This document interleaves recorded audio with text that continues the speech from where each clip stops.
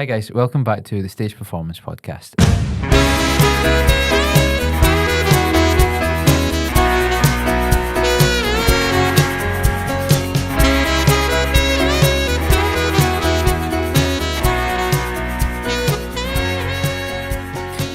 Welcome back to the Stage Performance Podcast. Today I got to interview Lizzie Lianne. So me and Lizzie have known each other for a good couple of years now. We've performed together. We've done podcasts actually together in the past. She's a very, very well respected singer and wedding entertainer. And I thought it would just be fun to sit down, see where her story started, what she's currently doing, and just what makes her motivated to do what she does. So it's quite a fun conversation. Have a listen. Did you have a good Christmas run? I did. It was quite nice. I didn't have too much on it. Christmas. We'll keep it in. Christmas. You remind me of the guy out of Looney Tunes. It's like, I think with him it's like the worst one of Webbed season. We're trying to be serious here, oh my goodness. No, I mean, it's just fun as you make it go. But compared to last year, because obviously I had vocal nodules, early stage vocal nodules from doing too much. This year I didn't do as much, but I still enjoyed it. And also I forgot about like Christmas parties and stuff because I was advertising weddings so much. I had a few Christmas parties that people had contacted me about. I just forgot to advertise it. But I really enjoyed the time off. I spent time with my niece in London, had a lot of food and dinners, and I just enjoyed having a nice, steady Christmas rather than it being jam-packed and stressful. It was steady and it was good. And I think that's the thing with Christmas. It's like, when you do what we do, we miss so many occasions just because things are booked so far in advance. No, definitely. And so I think if you can at least spend some time with the people that you really care about at Christmas, that's always, like, if you can mark that season, then that's good. I know you need to, like, see now, like, I do weddings and things like that, and people are booking, like, 2 and 3 years in advance. I used to live in the moment. Now I'm living, 2028. Somebody inquired for 2029. I was like, well, I'm going to be 40 then. I'm not ready for this, like... I'm not ready for this. Like that's too far in advance for me. Yeah. Even though it's just one more year of after 2028, it's still just scary. Well, let me tell you, like last year, I had this whole panic thinking, oh my goodness, like entertainment's gonna die, like saxophone's gonna die, and I don't know why I thought that, but see. We spoke slightly about this before, but it's like, see when people say like, oh, just take it while it's going. I really believed that. I thought, oh, it's not going to be here forever. Like, just, it's going to be terrible, you know, so like, take it while it's really busy. That's crazy, because I feel like now more than ever, like live entertainment is just going through the roof. Like everyone's going crazy for it because I feel like, this is my theory anyway, like people don't go out as much as what they used to. So when they're having events and parties, they're going all out and they're like putting a lot more money into it, a lot more effort, a lot more planning, and they're enjoying it, which I think is great, because some of the events that you probably do as well, they're just amazing, like all the family together, all the decor and just the good vibes. And I think the rise of garden parties as well. Oh wow, it was COVID that I don't even have a garden. I was like, I'm jealous, I don't have a garden. To have a garden party.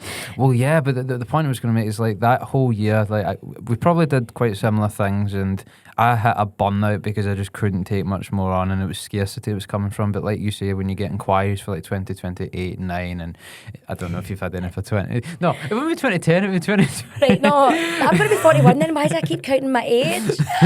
But that's what it feels like when I like was looking at the my 2028, and I was like, that seems so far away. And then when I got the inquiry for 29, I was like, no, hold on a minute. Like, we need to calm down here. I need to live in the moment a wee bit. Yeah, but it's a funny balance to try and find, isn't it? Because it's like, you want to enjoy the moment, but like you're either going to be someone that lives in the moment, or you're someone that like overthinks about the future. You might be someone that dwells on it, but like your mind tends to ruminate to one of those 3 defaults, isn't it? It's like past, present, and future. So you want to try and get that balance, but it can be quite hard.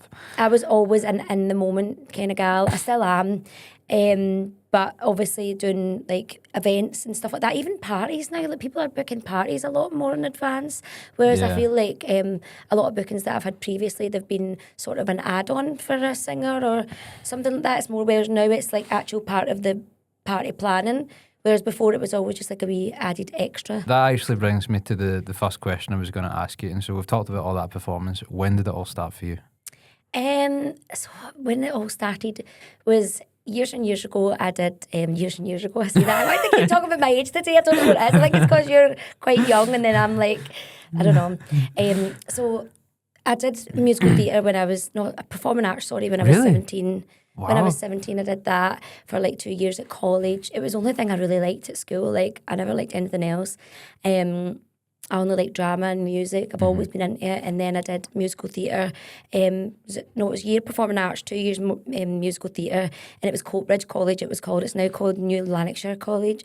See, I never call it that. Do you still call it Coatbridge? Yeah, I think it's just force of habit. Like New Lanarkshire College, it seems a bit weird. It's in Coatbridge. Yeah, it's Coatbridge right. College. That's I knew college, it is. Coatbridge. It's Coatbridge College.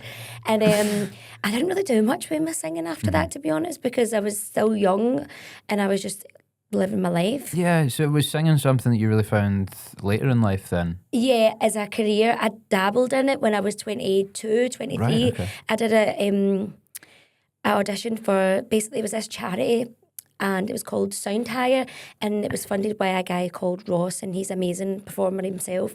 And basically what he did was audition people and he took like 4 or 5 acts on and he basically put like a PA system and got you a lift to your gig and then just took like a small cut for the charity and then you got like the rest of the money, which was good because it was still a decent amount. It was like over £100 per gig, That's cool. which was good way back then, way back in my day. I can't even remember. I'm terrible at maths. I can't count the years, but So the consolation, I didn't get my Nat 5 maths either. Which I actually, that's standard. I think your equivalent is standard grade. Wouldn't it have been like standard grades and hires? I wouldn't know because I didn't leave school with any. I literally left school with nothing. Oh, fair. Well, Yeah, you've I done just- well for not having. It was never right for me, and now as I've got older, I know why it wasn't right for me, and I don't think it's right for everyone. That's a story for another day. Okay. Ross gave me the opportunity and I sang in some bars and stuff like that. And funny story, one of the pubs that he got me singing in, can't remember, it was one in Hamilton and it's closed down now. But the woman who ran that pub, she booked me for her wedding recently. No Denise. way. That's so nice. And she says, oh, you're amazing back then, but like obviously I'm more experienced and stuff like that. That's not what I thought you were going to say. I thought you were about to say, oh, you were amazing that day, but now, whew, I thought that's what you were going to say. That. I don't know. I'm just in a really laughing mood today. Yeah, because when you started You your make intro, me smile, that's what it is. You make me smile. We always laugh, don't we? I don't know. Just a very laughing mood When you today. cut all this out, it's a wee giggle breaks. When you started, you were like, you laughed as well. And I was like, was that funny? Do you know what? No, but like I have this thing. I don't know why, but I just laugh at a lot of things. It's good to laugh. I laugh as well, to be fair. Yeah, Not well, like my silly self. I guess in life, what would you rather talk to people that are just like, this is a serious conversation, or like have that bit of, that it's not like, it's not serious. You can have some fun. So where were we? I was talking about Denise. When did it all start for me? Denise. I'm sorry. So I forgot where I was No, now. that's fine. That was my fault. I was talking about Ross and the charity, wasn't it? Aye, that was it. You were, and that's kind of where things started for you then. And then you found singing later in life. One of the things I wanted to ask about as well, like, because you went travelling, did that creatively impact you at all? Was that a kind of moment afterwards? Because if I remember correctly, you started doing a lot of singing after you're travelling. It was a few years after, but no, it didn't influence me at all. I feel like travelling just made me grow into like a better person, and like it put me on the path to like healing and learning about myself and loving myself and confidence, really. So like I got a lot of that whilst travelling, and just over the years, like 30s have been my best years. I was always I'm always laughing about getting older and stuff like that. It's a privilege to be getting older, to live every day. It's a privilege, and my life has been much better in my 30s. Like when I sang before in my 20s, for a little bit, it was just not the right time for me. I wasn't very experienced at talking to people. I had a lot of issues. I used to party a lot, and to be fair, I didn't drive either, and I had no like intention of learning to drive anytime soon. So I felt like then it was not a good time for me. And in my 30s, when I'd got my shit together, it was the time to do it. I've always wanted to sing. I just never had the confidence. And when you don't have the confidence and you don't believe in yourself, you won't really go far. You won't do well. You won't stick at it. But it was actually my husband that said, you need to buy the stuff and do your singing. You're really good at it. You love it. Like, you light up when you sing. And I bought the stuff and I kind of learned how to work it through other people in the industry that kindly helped me. A lot of people have been really, really supportive in the industry. People giving me advice and stuff like that when I was starting out, and I would never forget it. And I have said to them, like, thanks very much for helping me and giving me tips and tricks, because there's a lot of stuff that goes into it that you just don't know. Totally. And was there ever like a big moment where you're like, I'm going to jump into this? Or was it a very kind of gradual, slow process that you thought, do you know what? Taking on a gig here. Oh, well, I've got a lot of gigs, may as well. Or was it like no, I'm doing this? It was, I'm doing this. I got the stuff. And I was so nervous at every gig, and it wasn't about the singing. It was like setting all the equipment up. That was the worst thing for me. Well, I think setting up the equipment is the most nerve-wracking part. I mean, like, would you say you still get nervous for gigs, or would you say kind of over it? Not really, but sometimes, you know, when you go to a party and you especially, because you don't go at the start, you're more in the middle and everyone's already like riled up and you're like coming in with your stuff and you don't want to like, you try to sound check. It's just a bit awkward, I think, sometimes at that part.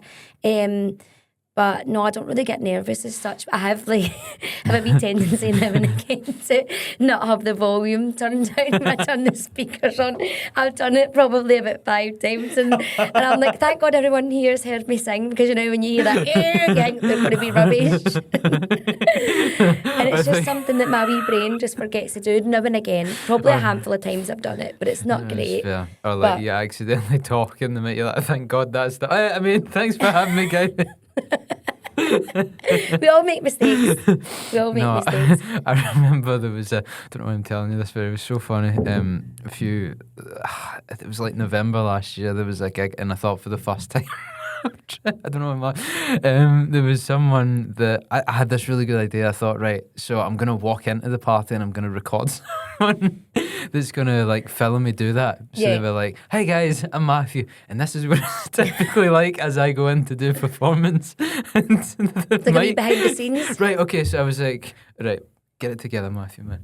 Right, so what happened was I went in and I says, hi guys, this is how I'd usually get the party started, so come follow me, you know. And the mic started feeding back in you, and they got the oh no, and that's the worst. I kept saying, turn it off to the DJ, and this was all recorded. It was like, stop it, it's not working. And it was like, people were watching like, what is going on? And I was like, stop.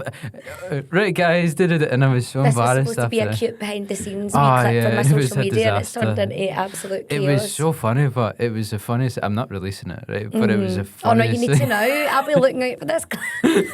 It was because I was properly panicking. I was like, hey guys, you know, let's come, and I'm gonna like be in the middle and it's going to be a fun time. And then I was just panicking, like, turn it off, fix the gain, turn the gain down, turn the gain down. I'm trying to explain this someday as well. It's just, do you know what? It's, I might release it. Maybe you've taught me onto it. It'd be good. But yeah, content. I think technology. I'll laugh. I'll enjoy it. Yeah, but we laugh anyway, do you know? Exactly. No, that's cool. But do you know what? Like, in the last couple of years, your social media has absolutely skyrocketed. Like, how did that happen? I feel like it's had like, I mean, I have got like over 15,000 followers, and that's really, really good. That's amazing. But it hasn't grown really fast. The views have grown fast. I've got a lot of views rather than the following. Yeah. But to be fair, that's all I need. I just need people to see me. I don't need people to follow me, and it's hard for singers and just like little niches to like get followers, because it's not something that you look for every day. Like, you know, like creators where you're getting food tips and clothes tips and all these sort of things that you'd follow for daily content. A singer, you're only like maybe following them or saving the videos so you can go back to it. And I used to be like, why is my account not growing? But now I don't focus on that. I focus on the views, and as long as the bookings are coming in and the views are there and I'm enjoying it, that's the main thing. Did you find the interactions where you'd like it to be? Like people liking and commenting and sharing things? Yeah, on some videos. Do you know what the most bizarre thing is? You upload a video and you're just like, oh, this isn't a great one, but I'm just going to throw it up anyway. And then like blows up, and I'm like, that's not even one of my good ones. And then like one that you think's really good, it's really amazing, and you don't get the views, but it just I don't shows. understand that. Do you think that's an algorithm thing, or do you think that's like just sheer luck I at the time honestly, you to post me, it? I just honestly don't know. I think it is a bit of luck and whatever's going on. Like sometimes when one of your videos is doing really well, you could post anything like the next day or like that night, and then that'll do well because the other one's done well, you know. And then I think it has breaks. I've noticed when I look on my page, there'll be like quite a good views, and then there'll be a couple of like rows of okay views, and then it'll be really good again. It doesn't just constantly go amazing, but that's just social media. Well, like you say, if the bookings are coming in, that's the main thing. That's the main thing, and that's the way I look at it. As long as people are seeing me, the bookings are coming in, then that's all that matters, because that's the only thing that I use to get my work. And word of mouth. I'm not with any agencies or anything at the moment. All the bookings that I've got are from. That's me a very posting the nice videos. position to be in. Because like you see a lot of people with agencies and stuff, and they get sent really, really far away, and I just would be like, no. And I think agencies are really good for like bands and stuff like that, because they put the video together, they pay for all the promo. So when you're starting out and you're a band, I suppose and then they get all the gigs for them, they don't really need to deal with the admin sort of it side of it. But I just feel like agencies, they're not necessarily needed for a solo person. Like I just don't feel like they're needed as much nowadays. Not saying that they're not needed, like some like big gigs and big corporate gigs and things like that definitely could like benefit from an agent, but for me personally, I just like posting my own wee videos and dealing with my inquiries myself. And I don't think admin is that bad. Oh, like, I think it is, because I've got a scatterbrain and I've really had to actually, learn. Very, very true. But I think like, see if you treat it as a 9 to 5 and you say, right, Monday is like Monday and Tuesday are like the mega admin days. I love replying. I love the admin side of it. I'm just not the best at it. Yeah. Like when one of my videos got like 2.7 million views, right? Which is insane. I wasn't ready for the amount of inquiries that would come with that, because I didn't have a inquiry form. I just had like my socials. This was like one of the first weddings that I did, probably the second or third wedding that I did, and it just went viral and all the bookings went mental, but they were coming from Facebook, WhatsApp, Messenger, Instagram, and I was like, how can I manage this? I thought I need an assistant, but I can't afford one. Oh, it's fair. I mean, that is a very nice problem to have, the like 2.7 million views. See, even if you got like, 5% of people that watch that, and that's still amazing. I know, it is crazy. And see, the funny thing is, you know, I only gained, I don't mean only, I sound ungrateful, but 1,000 followers off that. You think at those amount of views, it's not a lot of followers compared to the views. But again, it's not about the followers. Well, my friend was setting up a business, and I was actually really jealous, because the first 2 videos that he put up, it was not related to music or entertainment. It was kind of more fitness stuff. First couple of videos he put up, it was like 20,000, no hashtags. I'm like, the algorithm just do that? Yeah, but algorithms like, for his no videos. Followers for either of those videos. Great engagement. Yeah. And that kind of blew me away. I'm like, I don't understand that. I know. How can you have such, like, just by the law of averages alone, right? If 20,000 people watch something, they clearly hit the like button. Yeah. Why would you not just go and follow the page? I find it so hard to even get an interaction sometimes on Instagram, like and Facebook Instagram is quite hard as especially. well. Yeah, like, people just see it, they do like it, but they just don't like things all the time. But again, it doesn't really matter to me as long as I'm posting, being consistent, showing up as the business lady that I am. Then that's all that matters. Yeah. And I've taught myself that now, because you could make yourself go crazy comparing yourself to like other people who are getting the views and all the rest of it. And I just that try and never goes focus away. on myself. Like you could hypothetically have like, I don't know, 30,000 followers. You'd be looking at someone that has 50, and you just have to at one point say, right, am I getting steady work? Am I able to pay my bills doing this kind of That's thing? it. And am I enjoying it? That's the Right. main thing. Yeah, Am I yeah. enjoying posting? A lot of people I know don't enjoy posting. I love it. I love social media. It's been great for me, and I just enjoy it. Whereas I know it's not that way for everybody, that not a lot of people enjoy it. They do it because it's their business, but I really take a good interest in it. I love it. I think there's 2 things that people don't like about social media that I hear. It's like, one of them is just the act of posting itself. So like, you get people that come in and they say, right, I feel awkward in front of a camera, or I don't like, you know, when I'm recording a song and the red button's on, and that's like, and then there's other people that don't like the news feed that they get And I feel like TikTok at times can be quite bad for that. Yeah. Definitely not using this as a clip for TikTok. But basically, when you see, like, I think it puts you in echo chambers. Like, I think all social media kind of does this, where it's like, if you like, I don't know, go to the gym post, it then puts you in like a manosphere thing, or if you like a feminist post, it'll put you in that. And I think it's just, it can be very divisive at times, and I think it profits from rage baiting content, which I actually only learned what that word was not long ago. And I thought it's a really good word, the rage bait. It is a really good word. I know social media, it's love-hate for everybody, but I just really, really love it. There's a lot of negative stuff on it, but I just it don't really listen well. to anyone. Like, anyone who's commenting bad stuff about someone, they're really not happy themselves. It's a them problem. It's not a me problem, or it's not a you problem. It's always a them problem. No, it's fair. Would you say there has ever been a time that you have legitimately questioned, is this what I want to do, like singing?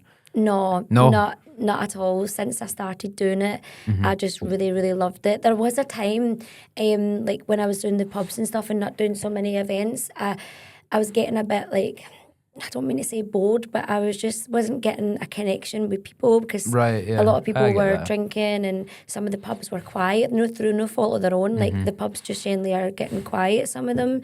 And I don't know, I was just like losing my love for it a wee bit. And that's, like, I feel like me getting the vocal nodules last year and having to look about like what I was doing and what could I do, like going forward to kind of stop singing as much. I feel like all that happened for a reason, for me to fall into the weddings and events, because since I've done that, I just feel like I've got my spark and like everything. I don't know, everything's just changed. I'm quite an emotional person. I love like talking to people. I love like getting to know them. I'm a people's person. I'm quite emotional as well, so I feel like that works well with like the weddings and events. Like, I was crying at a baby shower, like I was like all the girls' family, because I get them in a circle and have everyone like dancing a wee song, and I'm like, oh, this is just so lovely, because it just is to me like that. When I go home, like, I am the happiest person ever. Nice. And pub gigs, I'm not dissing the pubs or anything. Everyone that does pubs like knows they are good and people are great. It's just, for me, I couldn't really get that like connection when people are just a wee bit too drunk or the music's a bit too loud. And it's a pub environment. It's not like, it's a different environment, like baby showers and weddings and like wee girly hen do's and stuff like that, although they are wild. Like, I feel like I'm just out with the girls when I'm doing a hen do. So it's like, it's my social factor as well, the events I do. I feel like I'm just getting paid to party. Yeah, well, I don't think you're alone for sometimes feeling the gigs, or like any event, it's not just pubs, can feel impersonal at times. I mean, I don't know if you've ever played on New Year's Eve, but sometimes you can feel it then when the bells go off and everyone is like, you know, in tears, like hugging their best pals and stuff, and then you're there singing, you're like, oh, I don't really get to experience this moment with anyone. You know, I don't think about that. I just think of like my steak pie in the morning and going home with like my good wages for the night. Like, that's what I think about. No, that's fair. I don't know. I mean, I like working New Year though, because I would never work Christmas, because I like spending Christmas with my family. New Year, I don't actually mind it. I quite like New Year though. It's not like now some people don't really like New Year. It's not a big fuss. I like it, and I like entertaining people and bringing in the new year as I mean to go on. That's the way I see it. Bringing in the new year, booked, busy, happy, and then going home with my steak pie the next day. Do you know what? Fair enough. So, like, you would say that that's your ideal way to spend the new year, just go out and play. Doing a gig. Like, not like, I feel like when I become a mum, like, that's something that I'm planning on doing in the next planning in the next like year or two. Okay. And I feel like then I'll probably want to like be at home. Maybe I'll do like earlier gigs on like Hogmanay, or still work Hogmanay of some sort, but maybe not bring in the bells at work every year. But for now, I'm enjoying it. See, if you weren't working on that day, what would your favourite way to spend it be? Would it be at home? Would it be like going out yourself partying, or would it be? Probably just going to like one of my family's homes. Whoever's having a party, like some sort of party needs to be involved. Some sort of party. But I don't like going out now, because it's getting home for me. I'm old and crabby and tired, especially when it comes to like 3 a.m. and you can't get home. Like, even though I'm getting a bit older, I still like a party now and again. But the difference is at New Year you can't really get home, and I can't be out in the cold. Like, I was out there for 5 minutes tonight, and I'm like, I'm going back in the car. I'm so sorry for that. Yeah, Don't worry, I was just it's setting fine. up and then I was like checking my phone. I was like, oh no. I'm here. Just spite, to be honest. You know I don't like the cold. This is a tea, heat me up. What would you say? Would you prefer extreme cold or extreme heat? I'd prefer extreme heat. Extreme heat, really? Aye. I know I might be ginger and you're looking at me funny, like, can you handle the heat? Yes, I love the heat. I lived in Australia for a few years and I just loved it. Like, my skin never saw a tan, apart from out a bottle, but me, I love the sun. I feel I see the thing about the sun is like, see if you're. I've not actually been on holiday in like 6 years. That Oh my sounds so God. sad. I'll elaborate Take on your it. saxophone, you and go on a holiday. Do you know and work what? abroad. Maybe I don't know. I'm a bit of a homebird. Like, I like knowing that, I can wake up and I've got like my like gym outside that I can go to, or I can go for a walk, and I like the park and stuff. That's still not the point I was going to make, but like, I think. No, that's the point I was going to make. With the heat, see when you're abroad, I knew there was a reason I brought that up.